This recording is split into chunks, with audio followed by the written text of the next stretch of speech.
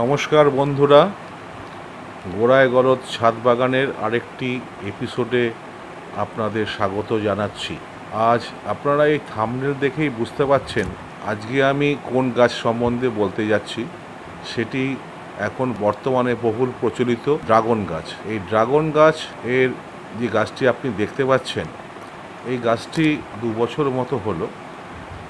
2023 সালের April May মাস নাগাদই আমি গাছটিকে একটি নার্সারি থেকে, মাদার প্ল্যান্ট থেকে 4টি যে অংশ এনে আমি এই টবে বসিয়েছি। প্রথমে ছোট একটি টবে ছিল, সেখান থেকে এই 20 লিটারের এই টবে আমি বসিয়েছি। গত বছর এই গাছটি আমাকে প্রায় গোটা 30 মতো ফল দিয়েছিল।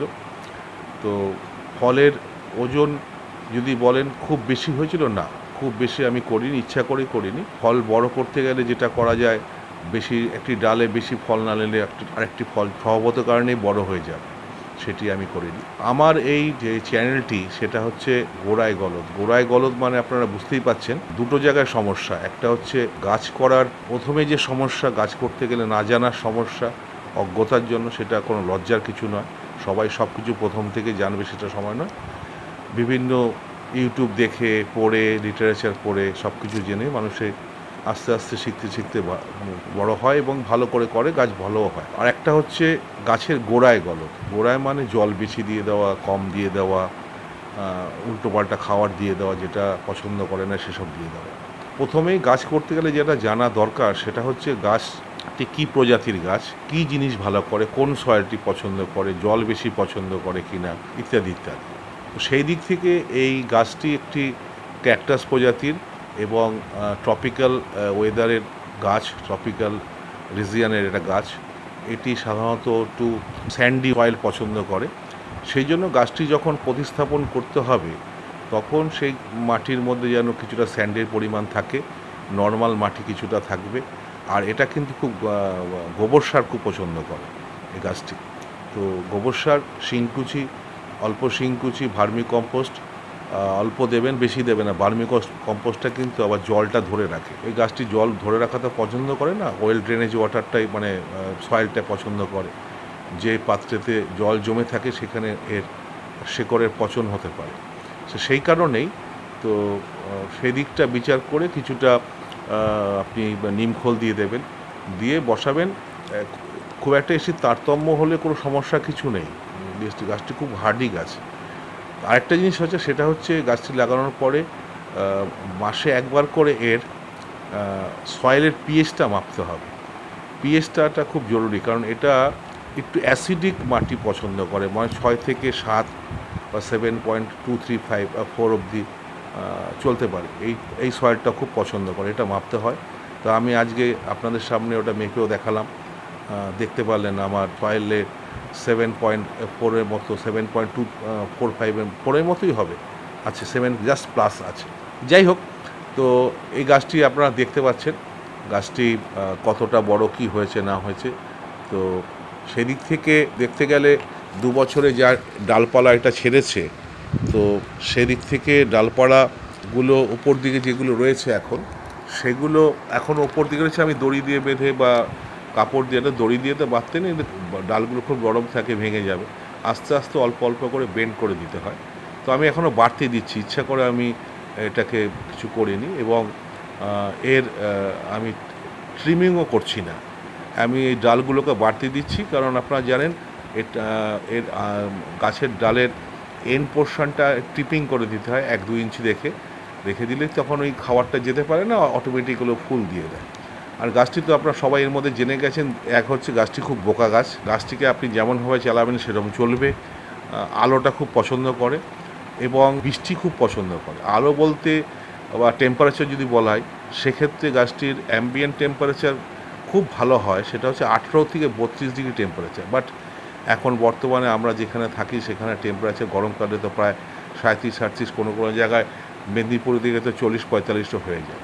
সেক্ষেত্রে গাছটি যেহেতু আপনারা জানেন মার্চ মাস থেকে ফুল আসে, আমার গাছেও 2-4টে প্রকৃতির নিয়মে ফুল এসে গেছে। যদিও আমি ফুল এখন আনার চেষ্টা করছি না।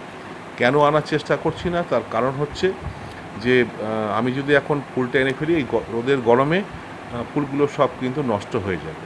নষ্ট হয়ে যাবে, জ্বলে যাবে, মানে বার্ন হয়ে যাবে রীতিমতো।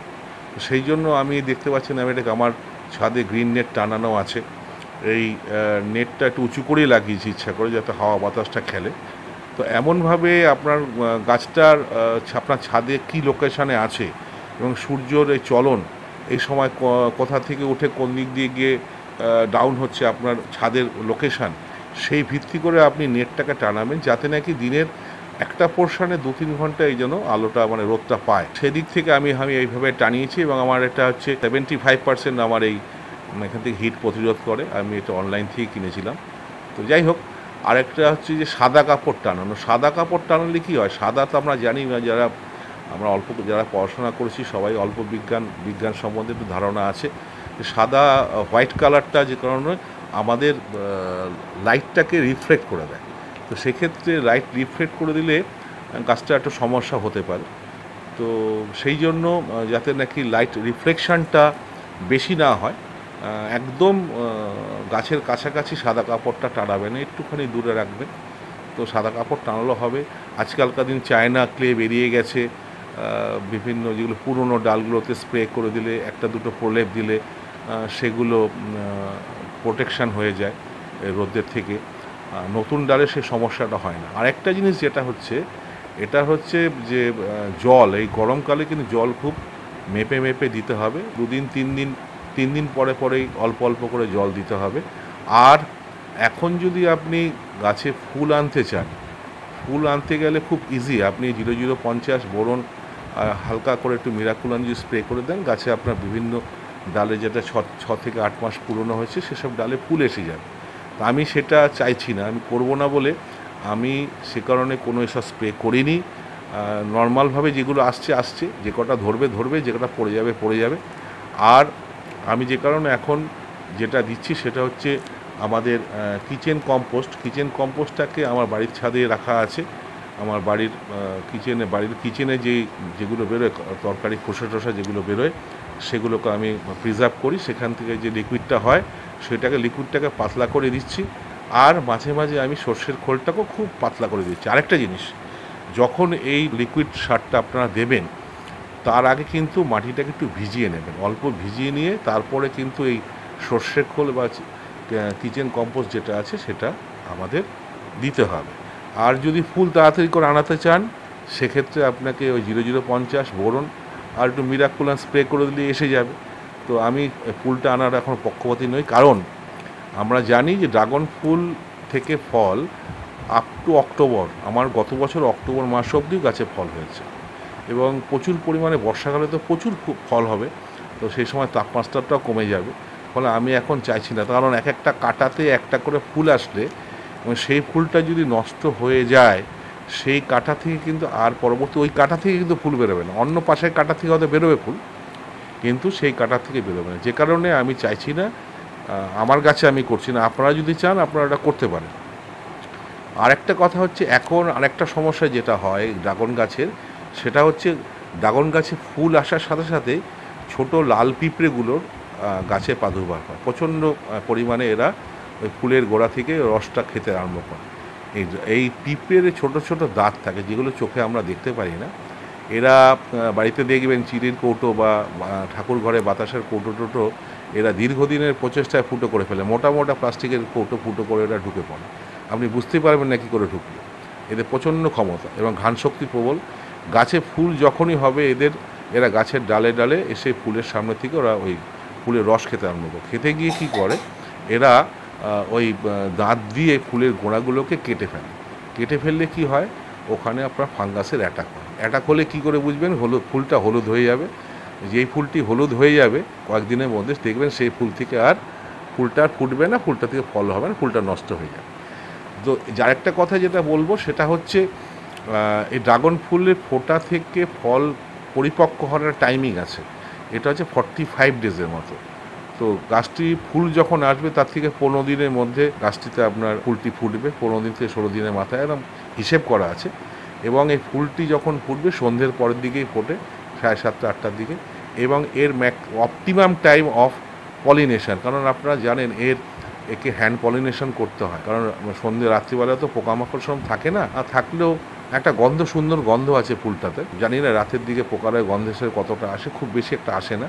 আমাদের হ্যান্ড পলিনেশনই করতে হয়। এর অপটিমাম টাইমটা কিন্তু হচ্ছে ৯টা থেকে ৯:৩০ এবং সকালের দিকে ফুলটি আসতে ঢেলে পড়ে।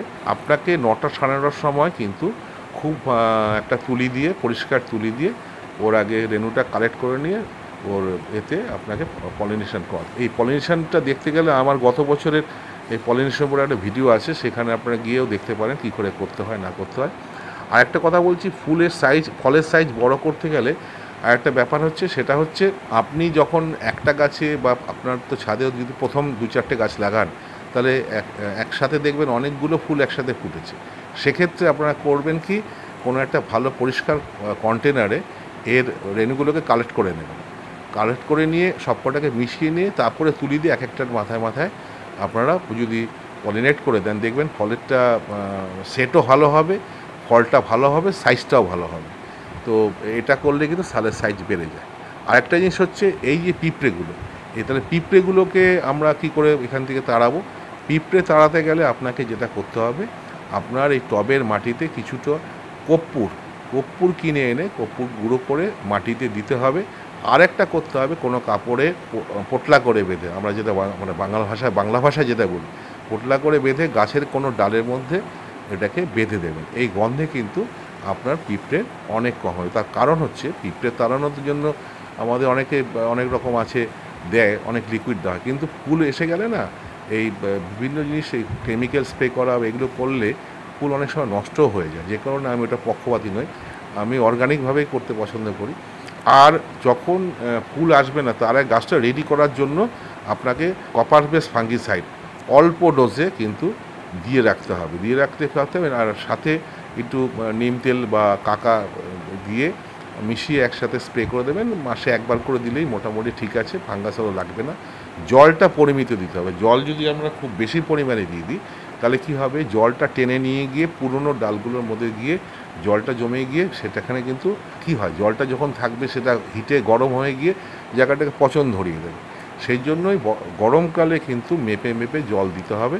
এই 3 দিন পর পর অল্প অল্প জল দিতে হবে। আর একটা কথা বলছি, গাছটা আমরা কেন লাগাবো?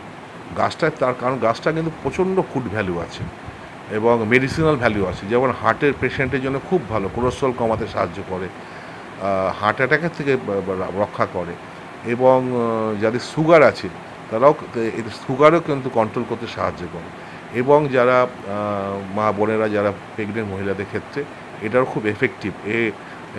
আপনার হিমোগ্লোবিন বাড়ায়, ফাইবার এখানে প্রচুর পরিমাণ আছে, ভিটামিন আছে, প্রোটিন আছে।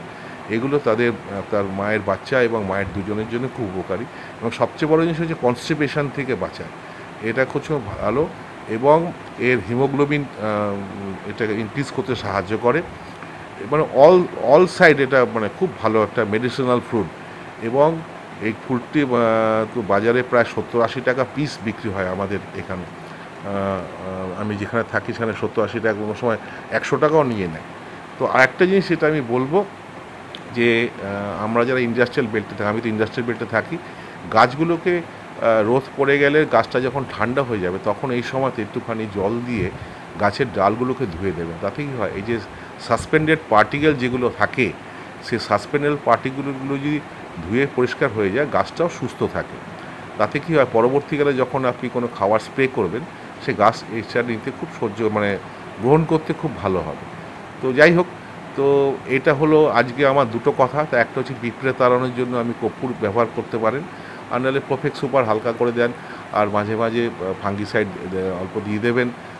সেক্ষেত্রে কপার বেস ফাঙ্গিসাইড, ব্লাইটক্স অল্প ডোজে দিতে পারেন। এই সময়তে ফুল আনবেন না, আনতে গেলে একটুখানি মিরাকুলান বা আপনার প্ল্যানোফিক্স অল্প ডোজে দিতে পারেন, কিন্তু আমি সেটা চাইছি না। আমি চাইছি যাতে ফুলটা একটু দেরি করে আসুক, তাতে ফুলগুলো থাকবে, হ্যাঁ, আর ফলটাও ভালো থাকবে, ফল বেশি করে সেট হবে গাছে। আর হচ্ছে আপনার আর ড্রাগন গাছের অ্যাজ কোনো খুব ঝামেলা কিছু নেই। আমরা যখন বাজারে বেড়াতে পর্যন্ত যাই, অনেকে তো আমরা বেড়াতে পছন্দ করি, গাছটাকে রেখে গেলে গাছটা কিন্তু মরবে না, জল টল দিয়ে গেলে 7-10 দিন আরামসে থেকে যাবে। সেক্ষেত্রে সেদিক থেকে আমরা খুব নিশ্চিন্ত থাকতে পারি গাছটাকে নিয়ে। গাছটাকে সাধারণত বছরে দুবার করে খাবার দিলেই হয়, দুবারে বেশি লাগে না। একটা হচ্ছে আপনার এই সেপ্টেম্বর অক্টোবর মাসে দিতে হয়, যখন গাছের ফলটা শেষের দিকে হতে থাকে। আরেকটা হচ্ছে ফেব্রুয়ারি মাসের মাঝে, এইটা কিন্তু হেভি খাবারটা দিতে হয়। এই খাবারটা সেই সময় যখন দেবেন গাছের ফেব্রুয়ারি মাসে কিন্তু গাছের গোড়া খোঁড়ানো আপনারা জানেন, কারণ অলরেডি ফেব্রুয়ারি চলে গেছে, আপনারা খাবার দিয়েই দিয়েছেন। আর ওই সময় খাবারটা কী করে ওদের তো আমরা জানি ভাষা শেকড় হয়, মানে ওটা ফ্লোটিং, ওরা অটোমেটিক ওপর দিকে এসে খাবারগুলো নিয়ে নেয়। আর এই দুবারই দিতে হয় সাধারণত। আর যখন ফুলটা আসবে, ফুল এসে গেলে কোনো খাবার দেবেন না। ফুলটার থেকে ফলে সেট পলিনেশন হয়ে ফলটা সেট হয়ে গেল, ফল সেটের পরে কিন্তু অল্প অল্প করে আপনারা অল্প অল্প করে লিকুইড খাবার দিতে পারেন। হেভি খাবার দেওয়ার কোনো প্রয়োজন নেই, হেভি খাবারে বছর দুবার দিলেই হয়ে যায়। আর ভালো থাকবেন। যদি আমার ভিডিওটা আপনাদের কাছে কিছুটা ইনফরমেটিভ হয়, বন্ধুবান্ধবের কাছে শেয়ার করবেন, কারণ আপনাদের সাপোর্ট, আমি আমার গত ভিডিওটাতে ভালো সাপোর্ট পেয়েছি। কয়েকজনের মন্তব্য, একজন দুজনের মন্তব্য আছে পজিটিভ আছে, একটু নেগেটিভও একটা মন্তব্য পেয়েছি। আমি চেষ্টা করছি, আমি যে সব জানি তা তো নই, তো আমি আপনাদের বিভিন্ন ভিডিও দেখে লিটারেচার পড়ে নিজে সেটা প্র্যাকটিক্যালি করে যতটা পারছি সেটা আমি জানাচ্ছি। কারণ আমি জানি এটা যতটা আপনারা গাছ লাগাবেন আপনাদের জন্য ভালো, পরিবেশের জন্য ভালো। আরেকটা জিনিস, আমি কেন গাছ লাগাই সেটা হচ্ছে, আমার বাড়িতে একটি এসি আছে। এখন মোটামুটি তো 80% 90% বাড়িতে প্রত্যেকেরই এসি থাকে, আর একটি টু হুইলার আছে। তো আমি যেহেতু এসি চালাই এবং টু হুইলার চালাই, আমি তো কিছুটা পরিবেশকে দূষিত করি, সেক্ষেত্রে আমার কিছুটা দায়বদ্ধতা আছে। সেই দায়বদ্ধতা থেকেই আমি কিন্তু আবার ছাদে প্রায় গোটা 30-40টা গাছ লাগিয়েছি। তাতে কি ফল হলো কি না হলো সেটা তো হবে, কিছু হবেই। তার থেকেও বড় কথা, এখানে যে অক্সিজেন জেনারেশনটা হচ্ছে এই গাছের মাধ্যমে, সেটা কিন্তু আমার পরিবেশকে কিছুটা হলেও পিউরিফাই করছে। সেই দায়বদ্ধতা থেকে আমি কিন্তু গাছটা লাগাই, এক। আর দুই, যেটা হচ্ছে, যেই ফলটি হবে, ঠাকুর শ্রী শ্রী রামকৃষ্ণ মা পরমহংসদেব এবং মা শারদারকে আগে প্রথম ফলটিকে নিবেদন করে আমরা কিন্তু ফল প্রসাদ হিসাবে গ্রহণ করে পরবর্তী ফল বন্ধুবান্ধবের মধ্যে বিলিয়ে নিজেরা খেয়ে আনন্দ উপভোগ করব। এই বলে আজকে আমি আমার এই ভিডিওটা শেষ করছি। আপনাদের যদি ভালো লেগে থাকে, কাইন্ডলি লাইক, শেয়ার, সাবস্ক্রাইব করবেন। আপনাদের এই সাপোর্ট কিন্তু আমার কাছে খুব মূল্যবান। ধন্যবাদ।